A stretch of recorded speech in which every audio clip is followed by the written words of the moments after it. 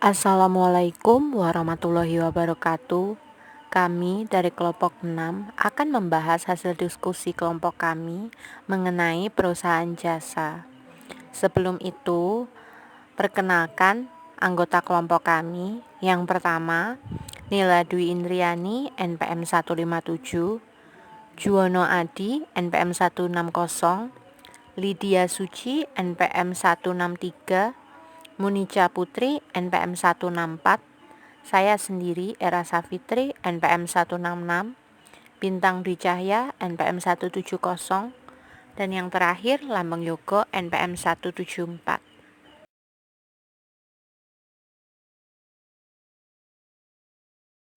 Perusahaan jasa secara umum.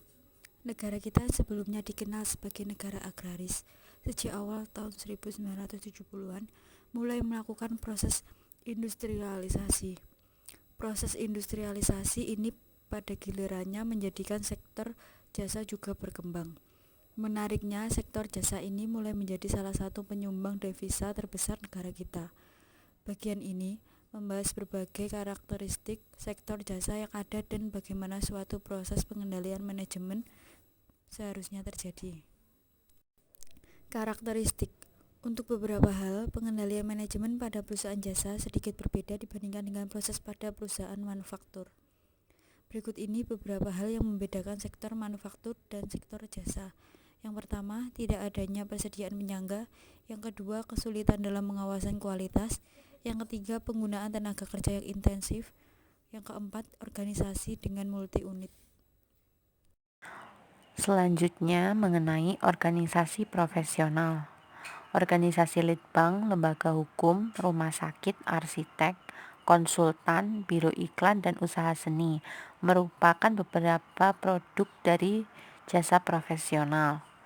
Tujuannya, perusahaan profesional mempunyai relatif sedikit aset. Yang dapat dilihat dari aset utamanya adalah kemampuan profesional stafnya.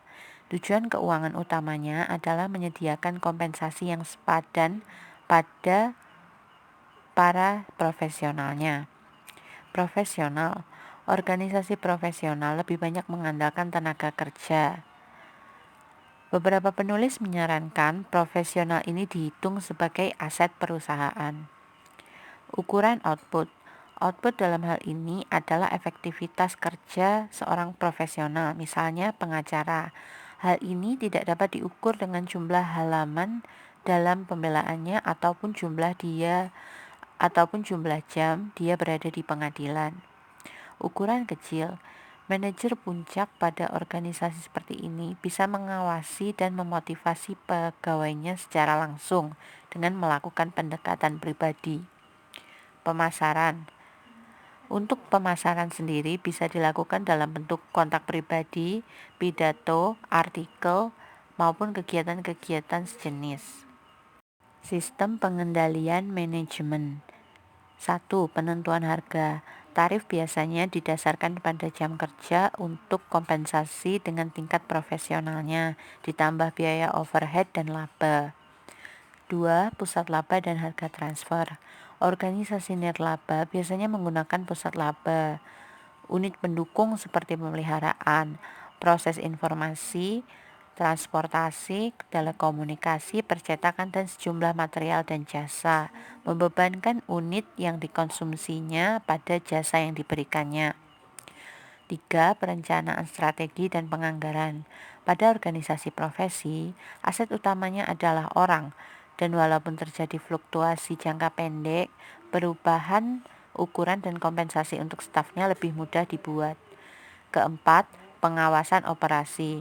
Perhatian yang besar hendaknya diberikan pada penjadwalan waktu dari profesional tersebut. Lalu yang kelima, ukuran prestasi dan penghargaan. Pada beberapa keadaan, pengukuran prestasi lebih banyak mempertimbangkan faktor-faktor kemanusiaan, seperti pertimbangan dari atasan, rekan kerja, bawahan maupun klien. Organisasi perawatan kesehatan. 1. Kesulitan dalam masalah modal.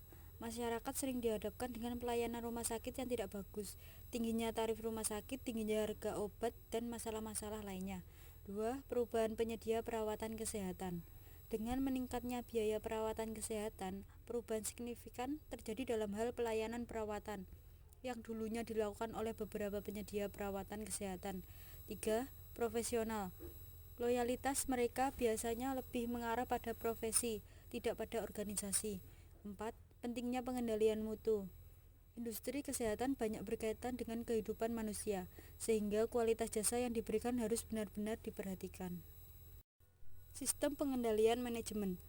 Proses penyusunan anggaran tahunan dilakukan dengan lebih hati-hati. Informasi tentang jumlah anggaran yang tersedia secara cepat digunakan untuk pengawasan operasional kegiatan.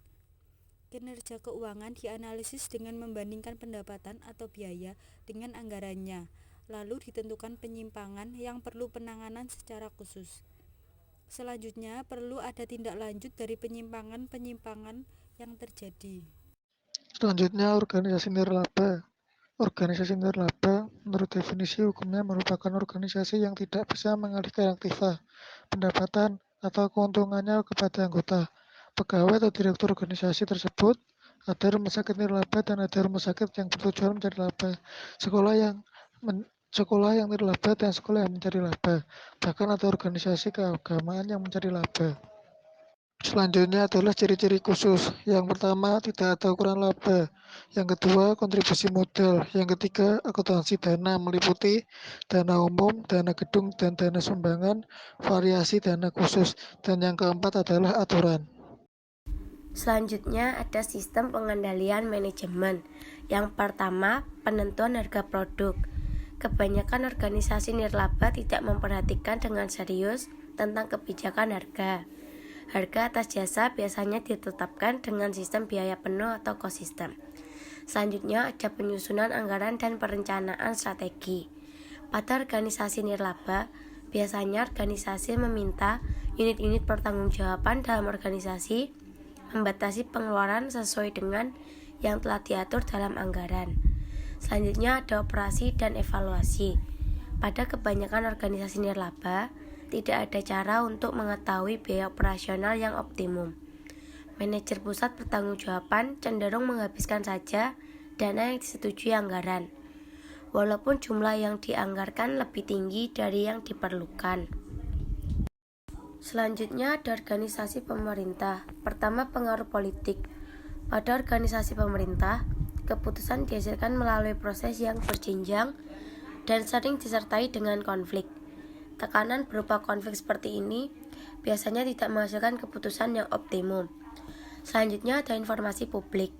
Pada negara yang demokratis, masyarakat, pers, dan umum berhak tahu atas apa yang dilakukan oleh pemerintahnya. Selanjutnya, sikap yang mengutamakan pelanggan. Makin bertambah pelanggan, maka makin bertambah pula pendapatannya. Sehingga organisasi ini menerima pelanggan dan melayaninya dengan baik. Selanjutnya ada peraturan pemerintah.